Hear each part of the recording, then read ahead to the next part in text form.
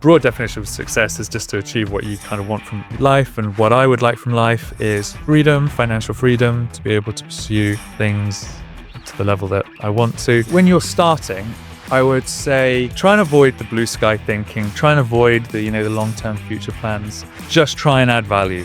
Try and increase sales from a day-to-day basis. Don't do anything in the day which is not adding to your revenue or your profit in some way.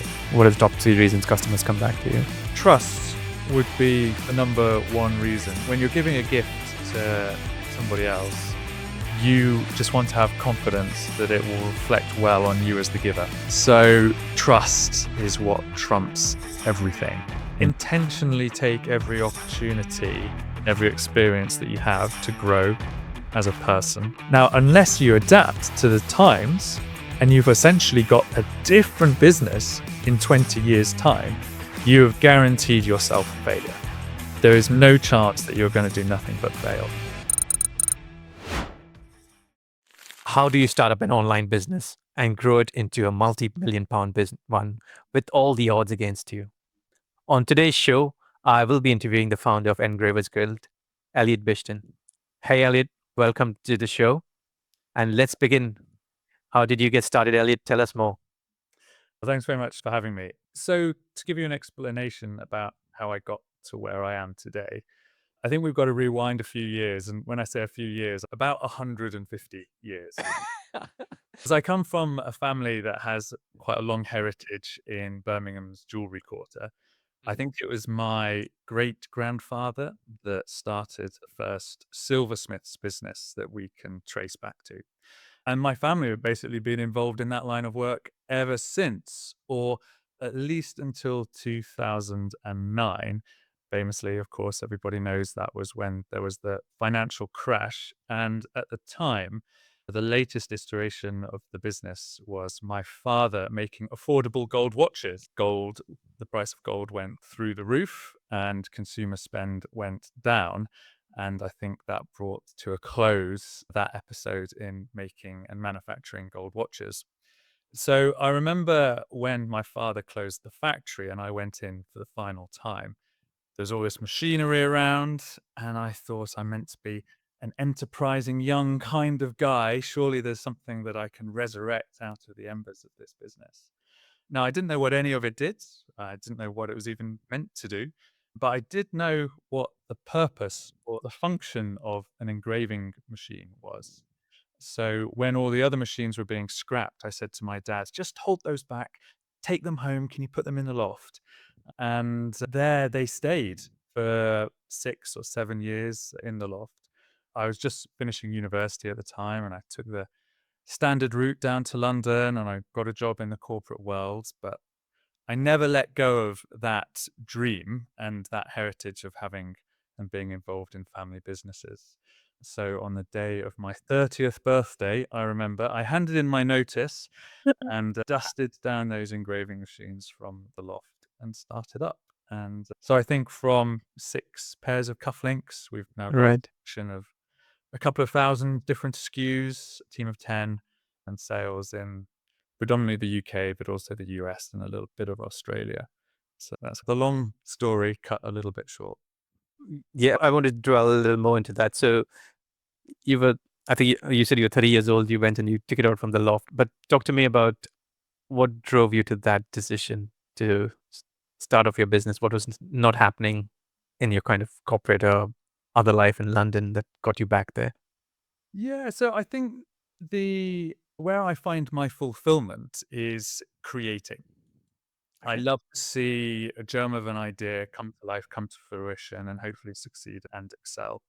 And I remember when I was working in PR actually at the time, and one of the kind of selling points of a career in PR was that you often have C-suite access and you're with the decision makers of the business. But I felt so far removed from it, and the parts and the levers that we were able to pull from a comms point, I thought was so limited in that the real kind of sales drive and success of the business happened with all the parts coming together. Although I was working with huge multinational companies when I was a consultant in PR, I thought I'd much rather be involved in a much smaller enterprise and have all the levers at my disposal to be able to pull. So that's from a personal point. But I think from just a whole mindset point, I was brought up in a family that had and relied on a small family business. Discussion around the kitchen table at dinner time often revolved around the business. And it's difficult to remove yourself from, uh, I wouldn't say indoctrination, the whole kind of mindset creation and development. You see it all the time. Children become doctors when their parents were Yes. doctors. So I think I'm no exception to the rule there. Brilliant. Talk to me. So you started it up at zero. Talk to me about year 1, year 2, year 3. Where are we in, and what does it look like today? Yeah, I remember I started off actually trying to run the business, paying for somebody else to fulfill the engraving and fulfillment part of it, and not much was happening. I think I did do about £15,000 in my first year. And I took the decision. It wasn't really a decision, it was just, it's not going to work like this. You can't be outsourcing essentially the profit of the business. There was no margin in be able to actually sell lower cost profit because the cost per unit to dispatch was just too high. So I left London. I moved back in with my parents. I set up on the kitchen table, and pretty quickly we were doing 15 grand a month. And I think we did 125 grand in what I consider my first proper year. And then fortunately after that, we doubled again year on year for the next 4 years. And we're now hitting about the 3.5, 3.6, perhaps 3.7 million mark at the minute. Amazing. And just remind me the split of the business. How much is in UK versus US? Because I believe US will be a higher market given the kind of population. You'd think, wouldn't you? Yeah, of course. Yes. So Engravers Guilds, as I'm not sure we've spoken so much about what it is, but essentially we're personalized, an online personalized gift destination. There's a selection of gifts that are on our site. You pick what you want, and then you can input the engraving that you want. You preview it, visualize it, approve it, and then it comes through to us, and we can do a next day service. Now, what's quite unique about the UK market for that is that we seem to have quite a rich and strong tradition of personalized items, personalized cufflinks, personalized tie clips, personalized pocket watches, things like that. So you think we're a population of 60 million, the US population of 360, it would be great when we go over there. But actually, if you go into the back end of Google and see how many people are searching for those terms, there is nowhere near as many people searching for that for personalized cufflinks as there are in the UK. Nobody's searching for a personalized eye pin. Very few people are searching for personalized pocket watches. So the UK in the personalized sector, personalized gift sector, is, I should say, probably a bit larger. So unfortunately, we haven't had that kind of boon of a additional market in that area.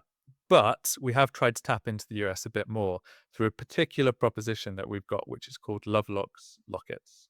Okay. So we discovered that we were selling quite a few personalized lockets through the Engravers Guild site, and we felt that warranted its own particular specific proposition. So we spun off Love Locks, and there is more demand in the US. So we only sell lockets to the US at the moment, and that's only about 500,000. So from the mix, it's significant, but it's not the lion's share. Got it.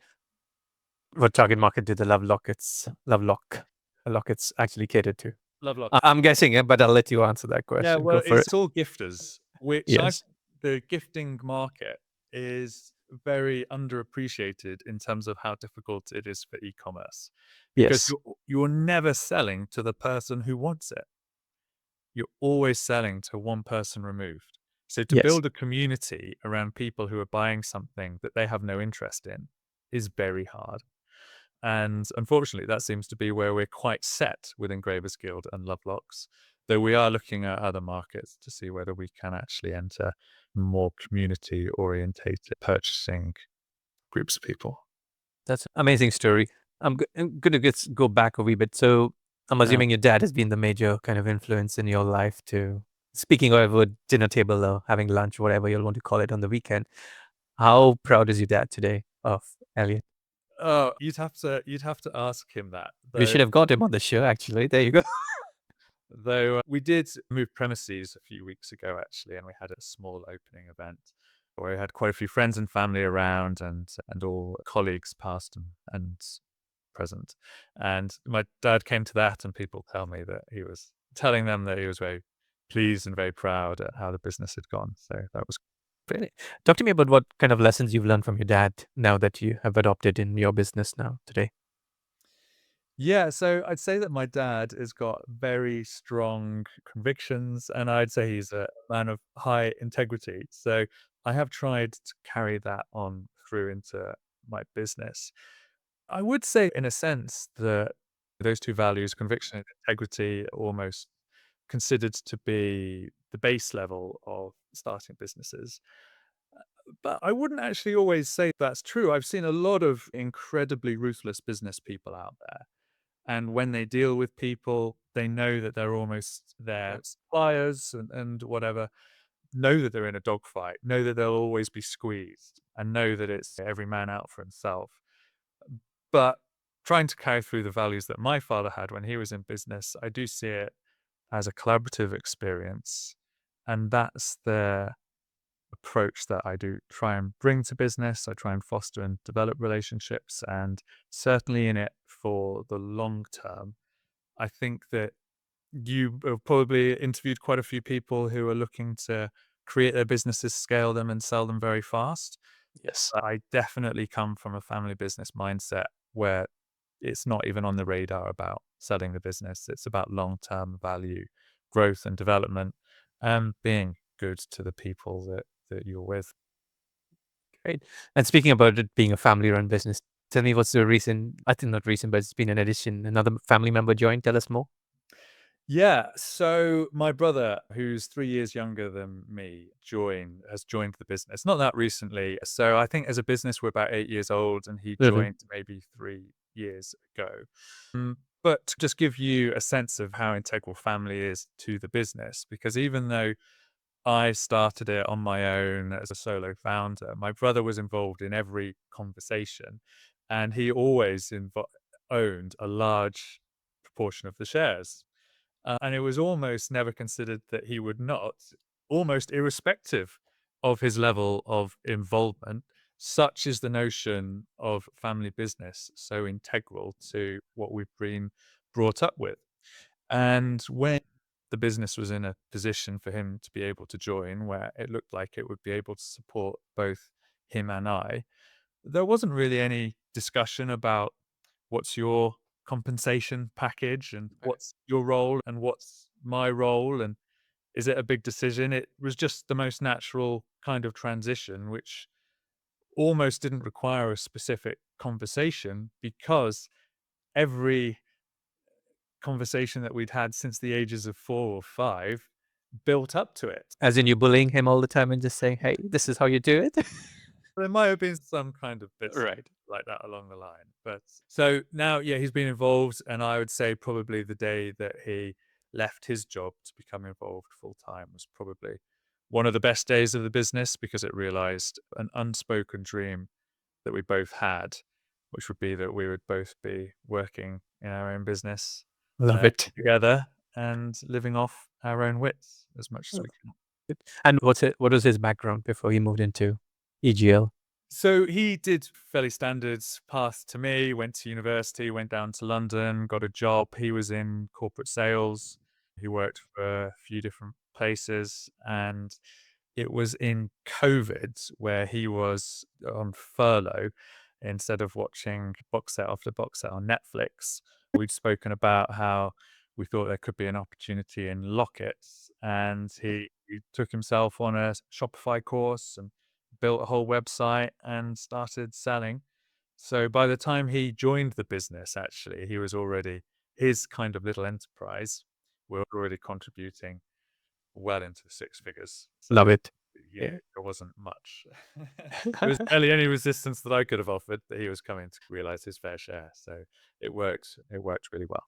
Really. And when it comes to a family-run business, what are the kind of dynamics someone needs to watch out for? You all seem to be a very cohesive unit out there, but I've had guests where family-run businesses go through their ups and downs. So what are the values that hold you all together? I know you mentioned integrity and being Mhm. family oriented, but what is there anything else?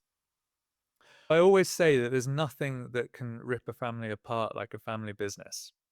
True. Yes. So it can be very difficult. And I wouldn't say I have any great sound bites to offer on how to survive that, other than to have that awareness. And I think awareness can get you quite a long way. I felt, and so I think you've just got to let the small things go. You really do, and you have to look at the bigger picture. And so as much as you might frustrate each other, and I think you just don't want to get caught up over those small decisions, which you might have taken another decision and they're going to take another decision. But if it's not a big strategic piece, just let it go. Yes. And that's fine. And also it's good to pursue different interests as well outside of the office. Okay. Good. Great. No, that's good. And talk to me about your company. How big is it, and are they all on site? It's all kind of a distributed setup you have. Yeah, so we've got 10 full-time people on site. That includes my brother and I. We Mhm. also use temp people quite heavily recently. So we've often had a further 4 people in site who we all have good relationships with. They're kind of ongoing, they're ongoing relationships that we get to draw on those people. And we have one pretty much full-time developer who works off-site. And then we also try to be quite agile in using people from Fiverr and Okay. Upwork and places like that. Understood. And talk to me, what's your kind of, given the current climate or the political climate with the tariffs going on, how is that impact? I know the US may not be a massive, I would say, revenue compared to what the UK is. How is that impacting business today? I have been reading and following it quite closely in the press, but the US dollar is down at the moment, which makes purchases cheaper for us from our suppliers overseas. So that's actually helped us to some degree. There is a lot of uncertainty. It's tough to really define how uncertainty is affecting the business right now. So actually, the wider macro piece, I've ignored and I've just put my head Okay. and worked on trying to pull the levers that I can actually manage. We're keeping a close eye, though, on tariffs into the US. And some of the questions that I have, I actually go online and try and search for the answers for them, and there don't seem to be any answers. Nobody seems to know. I'm not even sure that the UK trade envoy to America really knows what the state of play is. So if they can't fathom it out, I'm happy just to sit on the sides for the time being and wait until there's conclusive legislation. Okay. No, that's fine. And talk to me, what is your definition of success, Elliot? Fair? Broad definition of success is just to achieve what you want from life. And what I would like from life is freedom, financial freedom, to be able to pursue things to the level that I want to. At the moment, I actually do want to be focusing a lot on business. Perfect. I'm not married, no kids, so I'm trying to make the most of that life. And to work hard is incredibly fulfilling. I don't really have that many other distractions at the moment, so I'm just trying to make the most of that.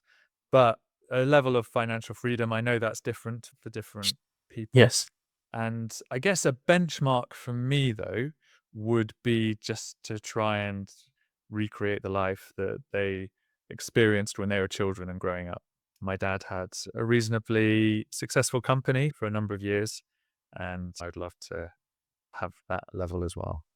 That's brilliant. And business owners starting off where you would have started, what kind of advice and guidance you would give them, and what kind of pitfalls also would you ask them to avoid in a similar line to you're doing? Yeah, initially when starting exactly or when trying to scale?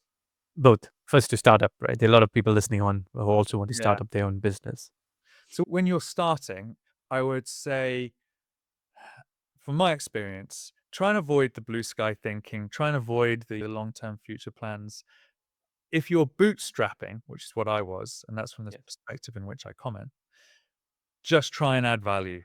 Try and increase sales, try and increase revenue, try and look at profitability from a day to day basis. Don't do anything in the day which is not adding to your revenue or your profit in some way. I can talk personally about that in the when I was sitting on my own, having started my business in my small flat in London, looking at my numbers, thinking, gosh, these don't look very good. Instagram in all its kind of glory knew exactly what I was thinking and fed me an advert for a company that could flip businesses. And it said, whatever the size of your business, whether it be big, whether it be small, whether it be turning over 10 million or whether it be turning over £10, we can make money for you on your business. Get a free consultation and valuation. I thought that sounds good. So I got the guy to come along and he Oh, looked at you it. did? I did. Okay. Yeah. Yeah. So I responded to the adverts and put in the inquiry, and the guy came along within a few days and he sat beside me at my table in my flat and looked at my numbers and said, yeah, you put a value on the business, which I'm sure was way overblown because I couldn't see that they would have ever have got that. Not that it was that much anyway. And he said, this would be great because I'm sure you've done a good job to get it to this point, but there's other people out there who are better placed to take your business to the next level. And for them, this is valuable. And I thought that's wrong. There is no one else better placed in the world to take my business, my idea, and my creation to the next level. So I thought, what I'm going to do, I'm going to send this guy on his merry way, but I'm going to invite him back in a year's time. And I'm going to see what I can do every day for the next 365 days to add more valuation to the number that he gives me in a year's time and see what I've managed to achieve. So that's what I set out to do the next day. How can I add value to my business? I didn't think, how can I tweak an email campaign? How can I finesse the site? How can I get more design work to go on my click button or something like that? Yes. Or how can I make money fast? And I carried that principle through. Now, I did not invite him back in a year's time, but if I had, I'm sure that it would have been worth a lot more money, or at least he'd have valued it as being worth a lot more. Fantastic. And so it's a pretty good advice out there. Just focus on the things that will get you money in fast and quick and not look at minor things out there. Absolutely great. And talk to me about scaling. You've scaled it quite fast. So what are things that people need to watch out for or founders need to watch out for? Yeah. So I think the mistake I make time and time again in that when you're scaling a business and your business is doing more, what it means for the founder is that you should do less. And I keep committing that cardinal sin that I keep trying to do more as well.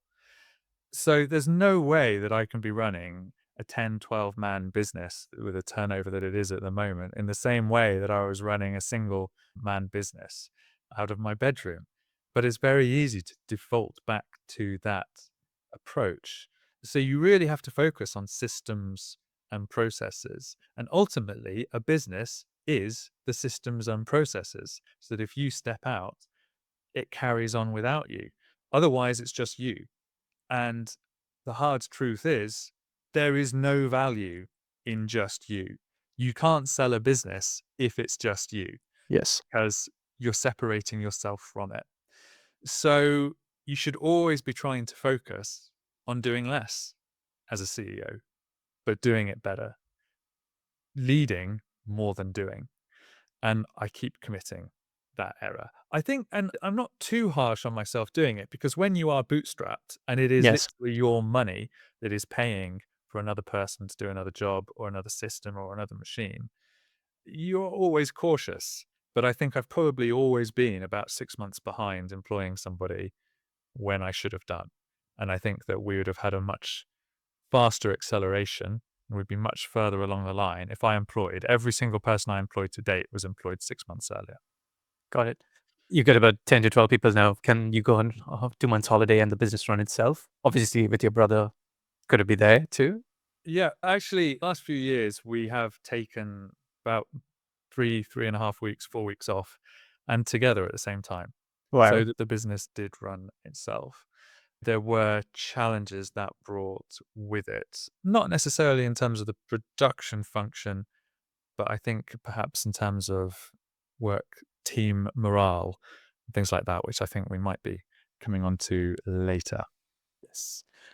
Got it. And you said you're 6 months behind with your first recruit. Talk to me, how daunting was it for someone, who's bootstrapped, wants to grow his business to get the first recruit? And who was the first recruiter, employee in your company? Yeah. So at the time, my parents were working. To begin with, it was just me, and then it was Okay.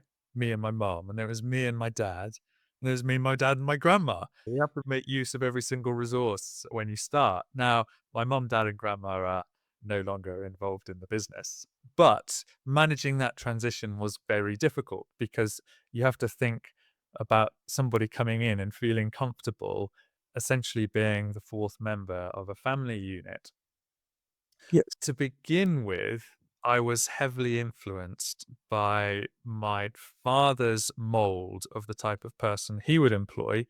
He'd been employing people since the 1960s, I think, and he was in a manufacturing business. Whereas although we were dealing with kind of the same kind of medium, which was jewelry and silverware and gifting, we didn't manufacture everything, and we were an online business. We were an e-com business. And so I think that I started out trying to employ people that were more suited to manufacturing. And so the first couple didn't go so well. Didn't last so long. But then when I understood that, it was easier. And we found people that were able to come in and understand what we were doing and work well alongside a fairly intimate unit.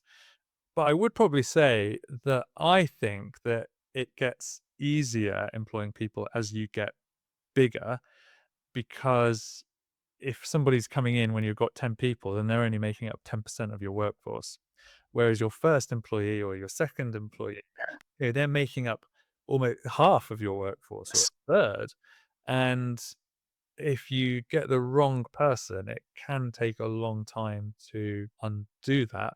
And I also think that the first few hires that you make are very crucial in setting the tone for the medium term of your business, which can be very hard to undo. And I think we've had some adjustments along the line in our business, and it was tough in trying to change that workplace tone. Right. And who are the kind of first hires, not the names, but the kind of roles that they fulfill within the company? So just general production functions, Right. engraving. I think our business is so heavily orientated towards production, too heavily orientated perhaps in some ways. I was at a conference a week or so ago, and there was a young woman who had created a very successful business. They were doing about 1.5 million. Right. And they said that they had 7 people working in the business, but they outsourced the fulfillment. And I thought 7 people in that business doing no fulfillment. So that means that there's 7 people literally just working on the business. That's all they're doing, working on the business. We don't have anybody working on the business at the moment, apart from my brother and I. Right. And even then, we still get sucked into the day-to-day operation of the business far Yes. too much. So in terms of the roles that we've been filling, it has been purely production functions up to this point, other than a couple of custom services people as well. Okay. And when you look at hiring them or recruiting them, you hire what level? On a skill level, attitude, combination of everything? What is your first thing that you look out for in an employee? Yeah, so I would say that aptitude always or often outweighs anything else, whether it be qualifications, and I would have said experience before. Right. I feel as though as we are getting a bit more experience as a company, and as the new generation of kind of young employees are coming through, I would say that perhaps now we're starting to value a bit more the experience that people have had just having a job, just Okay. working, just turning up every single day On time. on time. Exactly. Yeah. As I think some of those attributes got overlooked a little bit for people working, having gone through the last 3 years of their education practically remotely, having perhaps done a remote job and remote work as well. And the whole kind of narrative on social media and everything like that about quiet working and uh, Yes. polygamous working, where you've got multiple jobs and trying to get away with as little as you can, but for maximum reward, which I understand, I feel as though those values of just turning up every day, doing a good job, have almost fallen by the wayside a little bit. So you can notice that in the people that we have coming in interviewing, those who are older, I'd say like 45 plus, really do come in and are all about what can I do for you? They're saying that to me, what can I do for you? Yes. But a lot of the younger people who come in are asking, what are you going to do for me?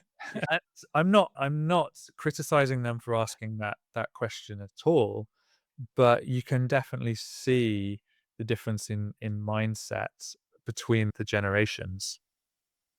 Yeah, absolutely. Nowadays, even when I coach clients, it's they have to sell the job to the candidates rather than the other way around, like how it used to be before. So it's a different world we live in. Talk to me about what is some of the what's one of the failures that you faced so far, and how did you overcome them? Yeah, I would say my biggest failure is being too involved in the day-to-day operation of the business. That is the biggest failure by far. In terms of other failures, we try and launch, I'd say that we try and be very responsive and receptive and proactive in realizing other business opportunities. So we thought there was an opportunity in lockets, having seen them sell on Engravers Guild. We spun out a new proposition and it went reasonably well for us in love locks. And then we thought, aha, if we've done it in lockets, why don't we do it in another category and then another category and then another category? And we tried it and it didn't work. It didn't Sure. work at all. And I think that has been a good lesson in trying to nail down in what you think you are good at and going to the market with that, but also not being too despondent when things don't go right. Because if you start with a naysayer attitude, then you'll never Yes. realize any positive opportunities elsewhere. Have you had any moments where you said, you know what, you say, I can't do this anymore? Have you ever had that where you wanted to throw in the hat and just quit and go back to your job? Yeah, probably the time when I most thought that acutely was when I invited that business valuer to come in Value. Okay. this. But in terms of other mistakes, yeah, I've actually just it's so basic, but I think it was probably misunderstanding the reason why people would want to be working with you and as part of your team. I remember when we went through a period where I would say there was quite low morale in the team. And we thought, how can we improve it? So we introduced things like free food. We gave personal development budgets for everybody to have on non-work based exercises. We brought insurance and we tried to give bonuses and we tried to give a lot more benefits, but really, and it didn't really seem to make any difference. But Was what this during COVID or outside No, COVID? this is after COVID, yeah, After COVID. Okay. and it didn't really seem to make any difference. But I feel as though what has made a difference is just talking far more and talking on a one-to-one basis.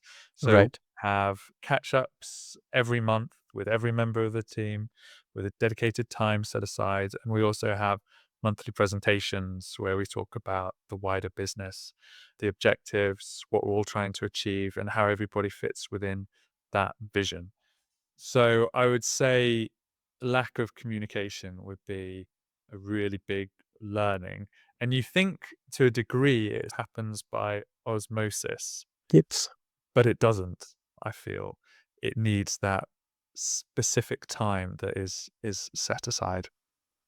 Funny. Yes, and I've always learned that people want to feel appreciated rather than just getting the paycheck, and then that's what you've done.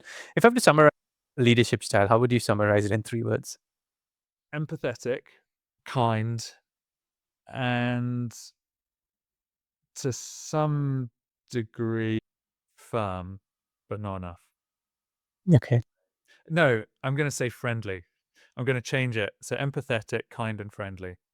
And I'm not sure that they are three great attributes to have, especially all together. I think it's difficult to transition from a company where you're like two people, three people, four people, is essentially you're working all together and you're almost friends.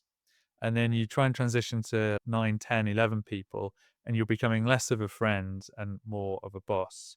But it's difficult to depart that kind of sense of that friend zone, essentially. Yes. And I think that there's a lot to be said for bosses that are far more firm and who demand a little bit of a fear factor. Got it. Got it. Interesting. Interesting. And talk to me, we've spoken about it, and you mentioned a couple of times, is you work a lot in the business, you're guilty of it. What kind of things are you going to do to move away from that aspect of it? Is there anything you're thinking about, or you just continue with it? Yeah, I think the obvious and clear answer is just employ more people. You could say employ more people or make systems better. So we are making moves to employ more people. Again, we have spent a lot of time on systems actually. So in terms of production, I'm sure there's always improvements you could make, and we try and adopt a Kaizen attitude. But I just don't know how much more productivity we're going to squeeze out of the requirements that what we have to do. Other than this new AI does give opportunity in customer services, so you don't have to have so many people sitting beside a telephone or sitting beside an email. So employ more people is I think the answer to try and remove yourself from the business. You just have to sacrifice profits, Yes. especially in the short term, sacrifice profits for taking myself out, which can be a tough decision to make. I think that money would be better in my bank account, but look at the long term and try and distribute it so that it rewards more over a Yeah. long. And it gives you the freedom to do what you want, right? Yeah. Definitely. Another thing is that when you talk about founders and business owners like yourself, talk to me, how do you stay physically fit? Do you have a regime of your own? I try and go to the gym once or twice a week. And Okay. that How's that going? during busier times, I can go for 3 months and I not go once, and then I have a Fair. few weeks where I have a bit of a stint. That's pretty much all I do, actually. Right. I'm guilty of. But I do try and get myself out of the business a bit more than I used to. I was on it sort of 24/7 for a number of years. I used to think that I could work 2 days per day. So I could work from 9 till 5, doing the requirements of the day-to-day operation of the business. And I could work from 6 till 1 trying to build the business. And I would say I did that for at least a couple of years. So Wow. I try not to do that now. I try to have more separation, Okay. and I try to step out of the business more at weekends as well. Excellent. And what about in terms of being mentally fit? Do you do anything in terms of reading or meditation, anything of that sort? That's non-existent right now. My girlfriend is a yoga coach, so Really? Okay. up doing quite a lot more yoga lately. And she actually runs overseas yoga retreats. So I have been trying to go to those and work remotely for those periods as well. So that's been a good escape from the business, which helps with mental clarity. Got it. And talk to me now on the customer service side, right? Why do customers come back to you? What are the top three reasons customers come back to you? Trust would be the number one reason. When you're giving a gift to somebody else, you just want to have confidence that it will reflect well on you as the giver. Right. And so you want to find somebody who inspires that confidence, and you can have trust in them. I think that comes above something that looks cool or something, or above price and all those other purchasing criteria that are considered. It's just about having trust in the company. And that's brought most into focus with one of the latest ranges that we've released, which is memorial jewelry, where the ashes of the deceased of a loved one is incorporated into the item of jewelry. So there is a very high level of trust that's required for you to send literally the remains, not all of them, but a sample of Yes. them, the remains of your loved one, somebody who you cared most about more than anything else in the entire world, and entrust them into the safeguard of somebody who you've never met before. So trust is what trumps everything in that sense and regard. Amazing. And is that also shown all across all the levels of of your employees and your business? Trust? Yeah. So that's something that is one of our core values. Okay.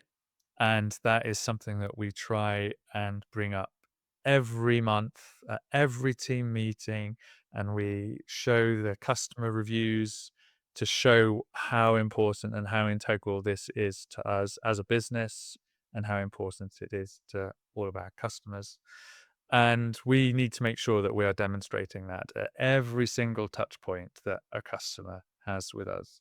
So, a lot about business is being single minded in what you're trying to achieve. And we are single minded in trying to demonstrate that we are trustworthy. And we think that comes to the core of every business decision that we make. And I think if you're in the business, nobody can be in any doubt about that. And if you're outside the business and using our services, hopefully still you are in no doubt about the fact that we are trustworthy of their customer. Brilliant. And talk to me about, in terms of technology, you mentioned briefly, how are you actually using technology? AI seems to be everywhere around now, but how are you using technology in your business? Yeah. So, from a production point of view, we've got all the technology and the systems and things which we've been investing in relatively heavily from the early days. I think, though, that AI now is really bringing the opportunities to us. And we've done a lot of research, particularly in the last month or so, to see how it can help. Our services is one, but just streamlining some of our operations, like we deal with a lot of artwork, and we are trying to train AI to be able to develop the artwork without human involvement, which is can be a really time costly exercise. So I think I'd have to say that's a work in progress at Okay. the moment. If you would like to speak in another year, I'll tell you. I'll bring a list of all the things that we're doing. Definitely. We'll speak in another year. And talk to me in terms of you as being how important has your personal brand been in growing the business? For generating sales and revenue, you mean? Yeah. Yeah. Not very is the Okay. short answer. I have an aversion to actually putting myself as the name and Okay. face of the company. But having said that, there are a few examples where that has been done, where I have seen, I think, a positive effect, namely on our email flows when somebody places an order with us. A day or so later, they will get an email personally from me with my picture at the bottom and with my name, which talks a little bit to the values that we have as a family and our heritage as a business and how important their custom is to us. And we actually not infrequently receive emails back to that email saying, "So lovely to receive this email from you. It's always good to know that there's such a personal touch brought to this business. It's so rare to find now." And it is an automatically generated email. But when I do Yes. read those responses, I actually do try and reply to them. So it does show that a human face and a human touch can go quite a long way.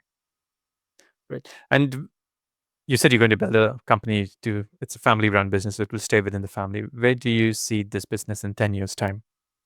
Good question. I should have a more defined answer to that, but bigger, I would say.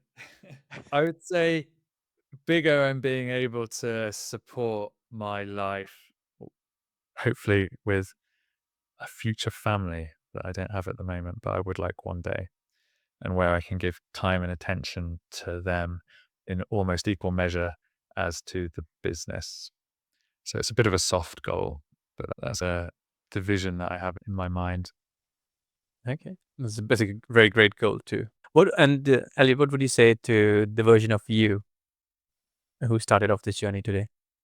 I would say try and intentionally take every opportunity, every experience that you have to grow as a person, which I think I maybe didn't do as much of as I should have done early days, but it's something that I'm consciously trying to do now. And it's a cliche, but have fun doing it. Yeah. And yeah, just enjoy the moment for what it is. Okay. And what are you still afraid of today? I think failure is a pretty easy thing to be afraid of. Okay. That would definitely be my number one. I guess I have been through the experience as a member in a family where a family business has had to close, where I Yes. feel as though that has always been hanging over my head. And I really feel the vulnerability and the fragility of small business. When I was growing up, a number of my friends had families that also had small businesses. And if I think back to all those people now and those small businesses, almost every single one of them is no longer in existence. So that is what I keep running for every day. And I hope never to take for granted the state that the business is in at the moment, because I know that it can all change so quickly. And although, as small business owners, we might sometimes like to think of ourselves as having adaptable and multi purpose skill sets that would be incredibly valued by people in the wider world, I'm sometimes skeptical of that. And so the fear of having to go back and look for another job is what keeps me motivated every day.